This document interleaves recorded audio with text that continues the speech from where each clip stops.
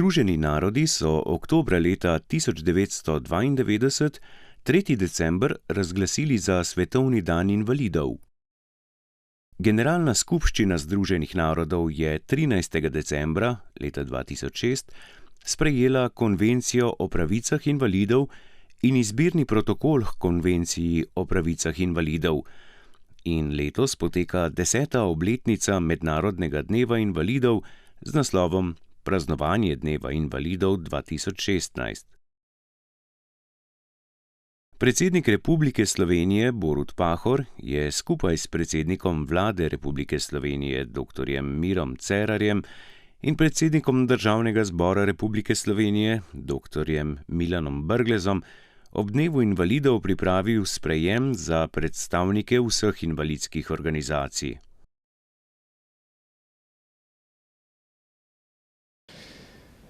Spoštovani gospod predsednik Državnega zbora, predsednik Vlade, predsednik. Za invalide lahko vedno naredimo še več in to mora biti naše vodilo. Jaz mislim, da je treba prav na vseh področjih, tako na področju zaposlovanja invalidov, kot tudi na področju omogočanja dostopnosti, bi rekel, prostorske in druge, do vseh segmentov družbe pomagati, da bodo lahko čim bolj polno vključeni v življenje. Predsednik Republike, spoštovani predsednik Državnega zbora, En dan je seveda premalo.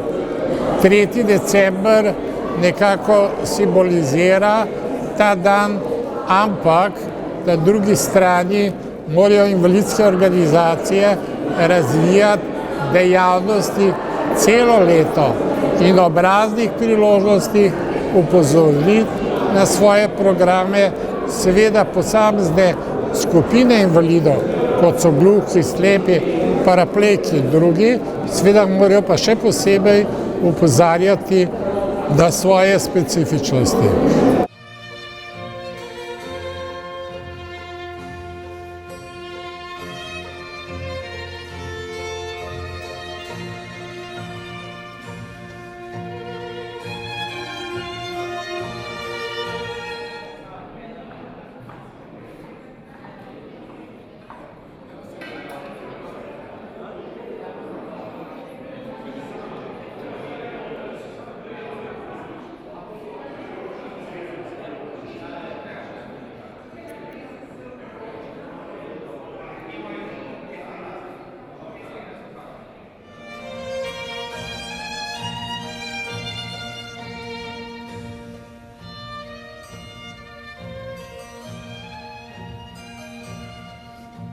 Vsako leto se v našem poročilu kar nekaj strani nanaša prav na invalide, na gluhe, na slepe, na invalidne, gluhoslepe.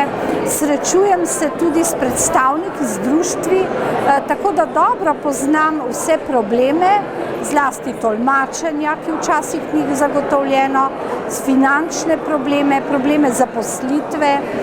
Mnogi ljudje zaradi pravzaprav tega, da so invalidni, ne dobijo službe, sploh ne ali pa neustrezne, se ne morejo ustrezno šolati. Z osveščanjem, torej družbo je treba senzibilizirati. Sama sem naredila en korak naprej, da dajem zgled, ker vsako leto na prakso vzamem eno osebo.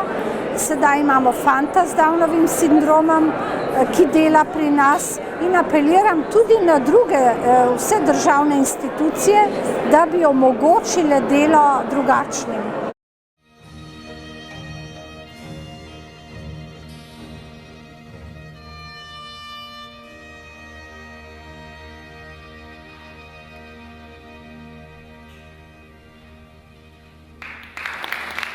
Zagotovo je premik tudi po zaslugi rezultatov, predvsem paraolimpijskih iger, kjer smo osvojili medalje, in pa seveda medijska pozornost oziroma vsi mediji, pisoči in elektronski mediji so nam bolj naklonjeni kot pred leti.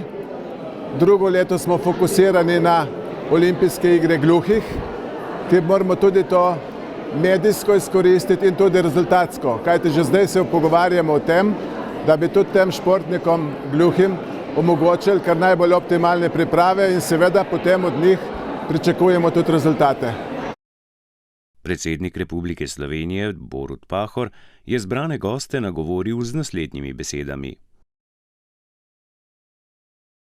Sprejmite, prosim, v imenu nas treh kot gostiteljev, predsednika Državnega zbora, predsednika vlade in mene, besede hvaležnosti tistim, ki skrbite za osebe s posebnimi potrebami, vsem tistim, ki pripadate tej manjšini, izraze našega trdnega sodelovanja in zavezništva za vami v reševanju vaših in naših skupnih problemov, vsem nam kot skupnosti pa en občutek optimizma glede nadaljnega vključevanja vseh nas v to družbo. Za vse nas je prostor v tej družbi, v tej domovini, v tej državi, če bomo le strpni, če bomo le skušali razumeti eden drugega, če bomo živeli eden za drugim in ne eden proti drugemu. Za vse nas je prostor, imamo eno domovino, imamo čudovito domovino, v njej vsakdo od nas tiste talente, ki jih ima, kolikor je mogoče, sme in mora razvijati. Sprejmite v imenu nas treh iskrene čestitke.